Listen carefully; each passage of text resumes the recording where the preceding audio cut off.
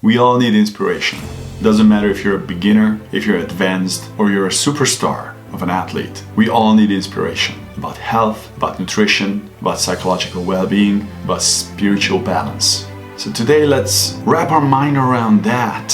Why is that we need to pay so much attention today to be well? To be well physically, mentally, and spiritually, and socially.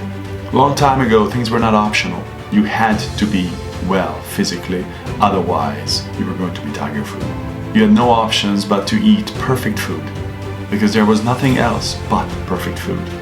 Nature created what we needed: the fruit, the roots, the vegetables, the animals.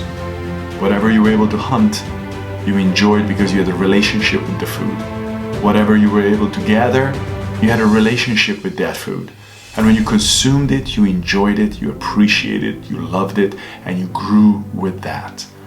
Your environment created you, and you were one with your environment.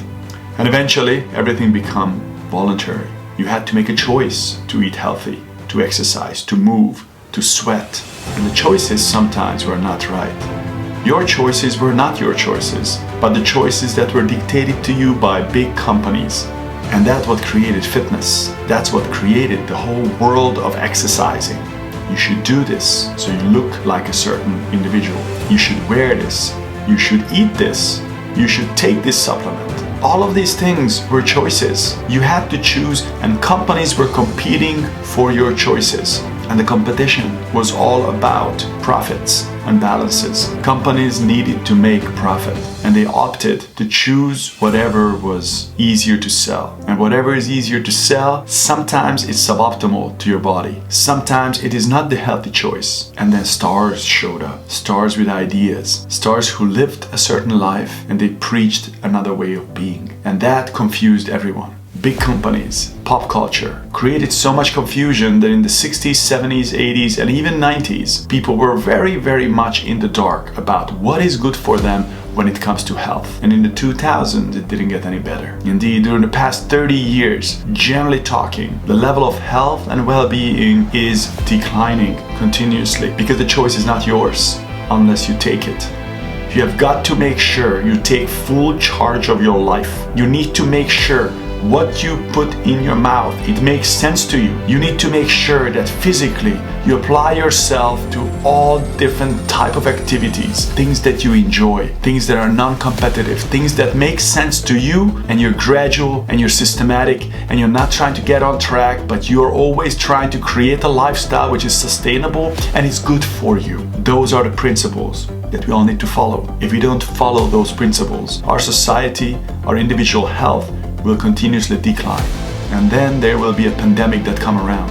And that future pandemic might not be caused by a virus which is relatively weak. It might be a virus which is really dangerous. Your immune system is the only thing that you have control over and you are able to continuously work on. Make your immune system, make your own health your number one priority. Without that, you're at the mercy of companies. You're at the mercy of circumstances. But if you create a robust immune system, profound health, then you take control over your life. And when you do that, it's not only good for you, it's good for your loved ones. It's good for the companies that you work for. It's good for society. It's good for planet Earth. Because the food that you eat, which is good for you, it is also sustainable for planet Earth. You can be selfish and really good for the planet as well, because the two is the same thing. There is no separation between what is good for you, truly good for you, not just what feeds a certain ideology, but something that's in a balanced way is good for you. It is good for planet Earth as well. Overwhelming amount of sugar is not good for you. It's not good for our planet to produce that level of sugar. Overwhelming amount of animal products are not good for you. It's not good for our planet either. None of those things are good. And none of those things are good for you either. And when you really take charge of your life and you start focusing on bettering yourself comparison to yesterday, bettering yourself comparison to how you did last week, how you managed to focus on yourself last month. If there is an improvement, then you're on the right track. Don't look at ideals. Don't look at perfection. focus on your own self. And when you're able to manage doing that, and you set expectations of effort, continuous growth, that's the moment when you take back your own life that you might never really had. But when you start working on yourself this way, you will be in charge. And if we all do this, the entire planet does this, every human being on the planet would do this, then the planet also will gain its balance back. We human beings meant to be the gardeners of the planet. We meant to be the ones who keep a balance. Let's take our status back. Let's create that balance again on planet Earth, and it all starts with you, not anyone else. Don't preach to others. Do the best you can yourself. That's what I'm doing. That's what I hope that my family, my friends, and anyone I ever meet will be able to do as well. Let's do it together. Thank you for listening. Sometimes we really gotta get it out there.